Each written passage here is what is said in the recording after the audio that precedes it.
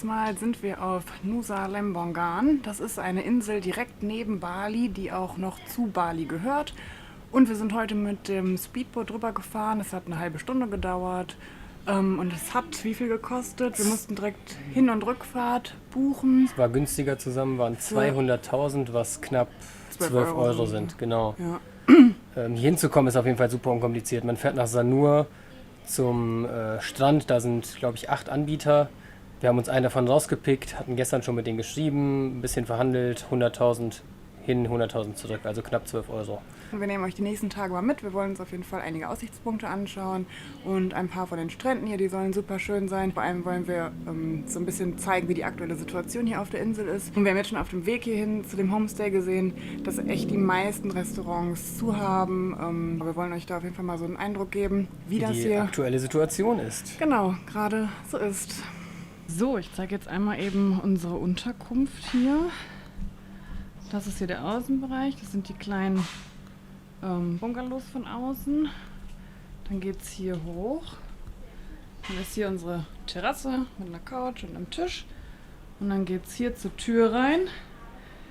Hier ist das Schlafzimmer mit einem Mückennetz. Ist auf jeden Fall auch gemütlich. Und dann ist hier das kleine Badezimmer. Alles, was man braucht. Also wir gehen jetzt einmal kurz von unserer Unterkunft aus zum Strand, der hier vor der Tür ist. Und zwar sieht man es hier. Hier ist eine Tür hinter mir und da gehen wir jetzt lang. Und da ist dann, glaube ich, 50 oder 100 Meter entfernt. Wie heißt der Strand?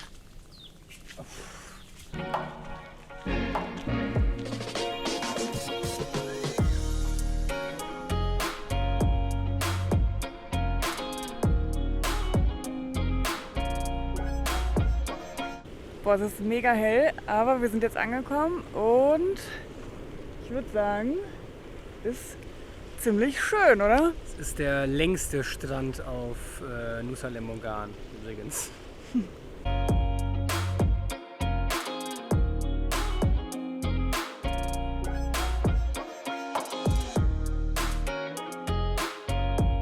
Am Strand ist keine Menschenseele, abgesehen von 2, 3 Arbeitern, die hier die Speedboote oder Fischerboote nachfüllen. Und die meisten Unterkünfte, die wir jetzt hier auf den ersten Blick sehen, sind auch verlassen oder beziehungsweise gerade nicht bewohnt. Ich glaube, dass es sonst zu normalen Zeiten hier schon voller ist. Also wir haben zwar jetzt keinen direkten Vergleich, aber dass es so leer ist, können wir uns auf jeden Fall nicht vorstellen. Nee, genau. Man merkt es schon, genau. Und manche von den Unterkünften sehen schon ziemlich runtergerockt aus. Also ja, man sieht auf jeden Fall, dass Corona hier gewütet hat. ja, definitiv.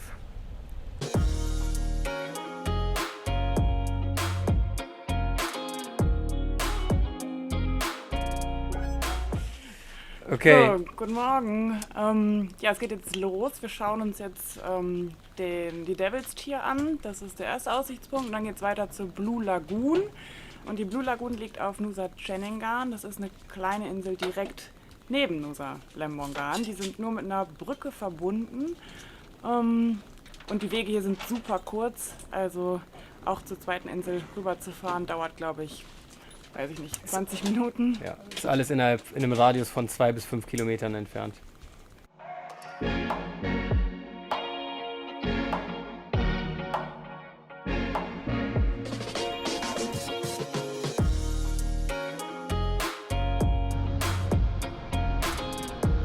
Wir sind am Devil's Tier Viewpoint angekommen. Man sieht es hier schon im Hintergrund.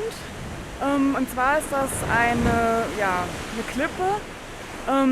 Und die Wellen sind teilweise so stark, dass die gegen die Felswand krachen und dann eben so eine riesengroße Wasserfontäne entsteht.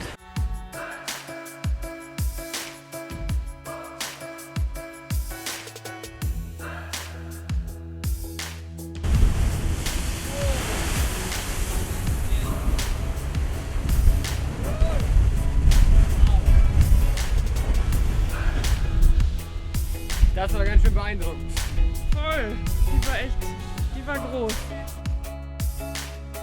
Jetzt geht's weiter zum Dream Beach. Der ist wohl direkt neben dem Devil's Tier.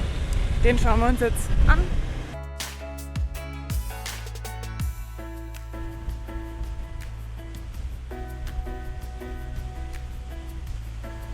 Wie man vielleicht gerade ganz gut gesehen hat, ist durch die Flut gar kein Strandabschnitt so wirklich da am Dream Beach. Deshalb geht es jetzt erstmal weiter auf Nusa Ceningan und dann wollen wir uns die Blue Lagoon, den Aussichtspunkt, anschauen. Ne? Und, Das ist richtig. ja.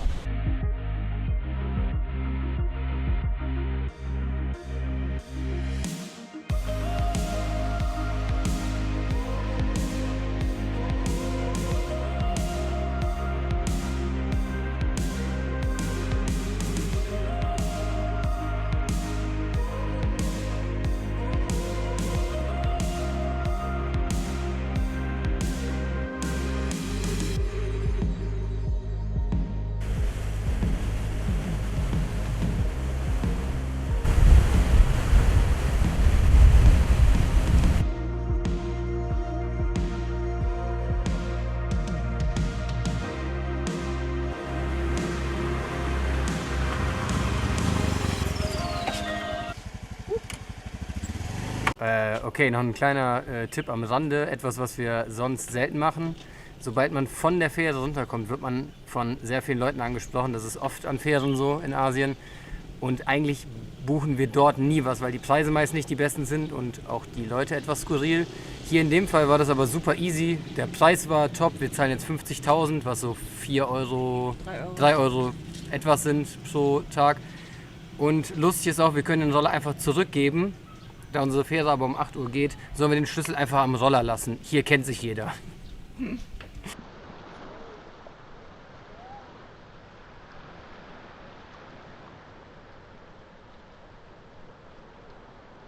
Hier sind wir jetzt am Mushroom Bay angekommen.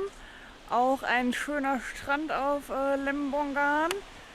Und ja, es ist ein schöner weißer Sandstrand. Das Wasser ist mega, aber es ist ja überall hier auf der Insel. Und hier sind ganz viele Resorts und Hotels und so Bungalows, auch relativ nah am Strand gebaut. Und es Die ist eher so eine sehen Bucht, die ist vielleicht so 300 leer Meter aus. lang.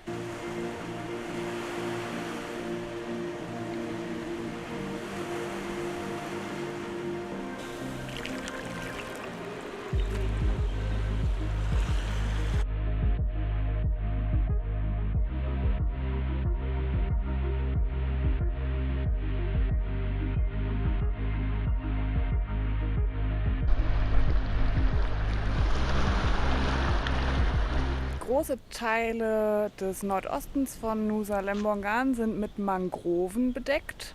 Und da kann man wohl ja, Ausflüge machen und sich mit dem Boot rumfahren lassen oder mit dem Stand-Up-Paddle selber dadurch fahren.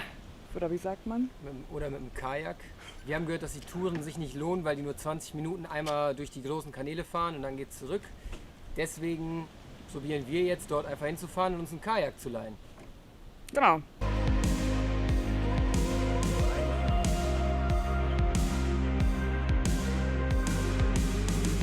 Left, Yeah, right. right until the corner there. Yeah. You can turn back and more the right. Right.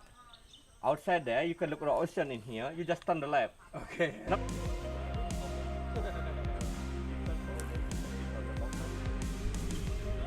Okay. Thank you.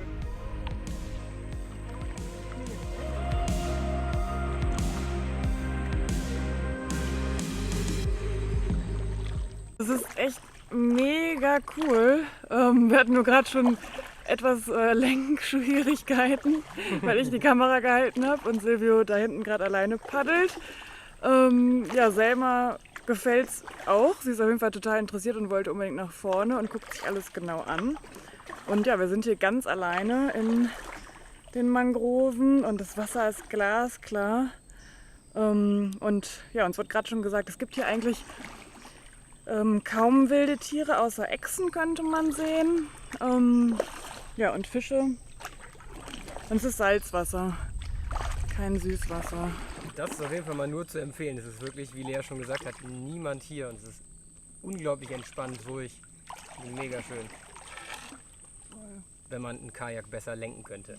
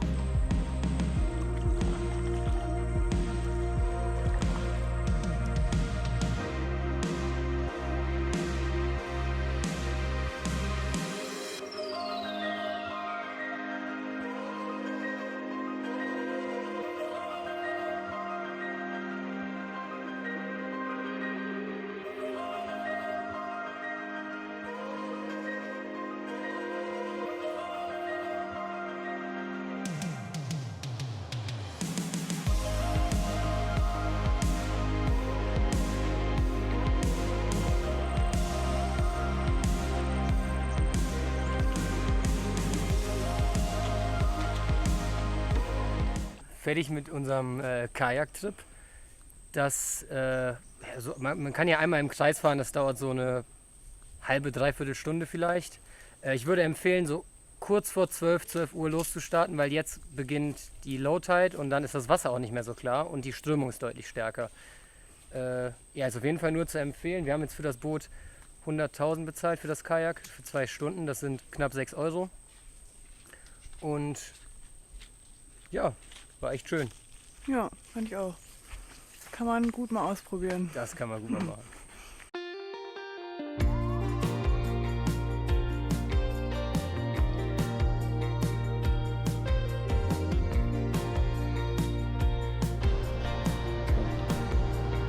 Lauf 2, nochmal zum Dream Beach. Der Strand ist schon schön, allerdings etwas wild, um zu schwimmen.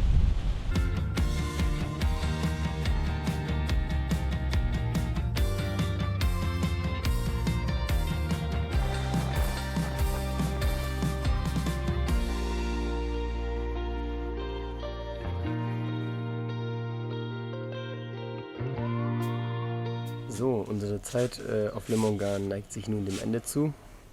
In einer Stunde nehmen wir die Fähre zurück. Deswegen ein kurzes Resümee hierzu. Also wir können den Ausflug hier auf Lemongan nur empfehlen. Es ist die Frage natürlich, wie es hier aussieht, wenn nicht gerade Corona ist. Die Einheimischen haben uns erzählt, hier sind dann zwischen 6.000 und 10.000 Touristen auf der Insel. Das gibt, glaube ich, nochmal einen ganz anderen Vibe. Aktuell ähnelt es eher einer Geisterstadt, was Tourismus angeht. Alle Restaurants sind zu, wie wir gesagt haben, also viele. Und man sieht eigentlich nur Einheimische und sehr, sehr wenig Touristen. Ich würde auch sagen, dass 90% tatsächlich der Restaurants und Unterkünfte zu sind. An vielen Stränden, an denen wir jetzt waren, war es einfach total leer und man hat gesehen, dass die ganzen Bungalows schon länger nicht bewohnt sind. Also es war teilweise tatsächlich ein bisschen wie so eine Geisterinsel. Ja. Wir möchten nochmal ganz besonders unsere Unterkunft hier empfehlen, und zwar ist es das Krishna Homestay. Also wirklich für das Budget, was wir hier hatten, unglaublich guter Service. Also die haben die Zimmer gereinigt, eigentlich täglich, Handtücher, die Seifen wurden aufgefüllt, so Kleinigkeiten, die nicht unbedingt selbstverständlich sind zu den Preisen. Also auch von der Lage her nur wärmstens zu empfehlen. Ja, auf jeden Fall. Wobei auch da wahrscheinlich in normalen Zeiten ein ganz anderer Preis bezahlt wird.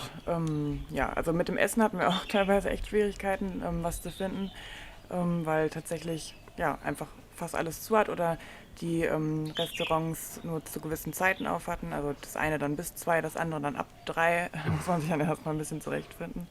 Aber ansonsten eine super schöne Insel und hat uns sogar man persönlich kann hier echt auch vieles machen, ne? Schnorcheln, surfen, im Mangrovenwald.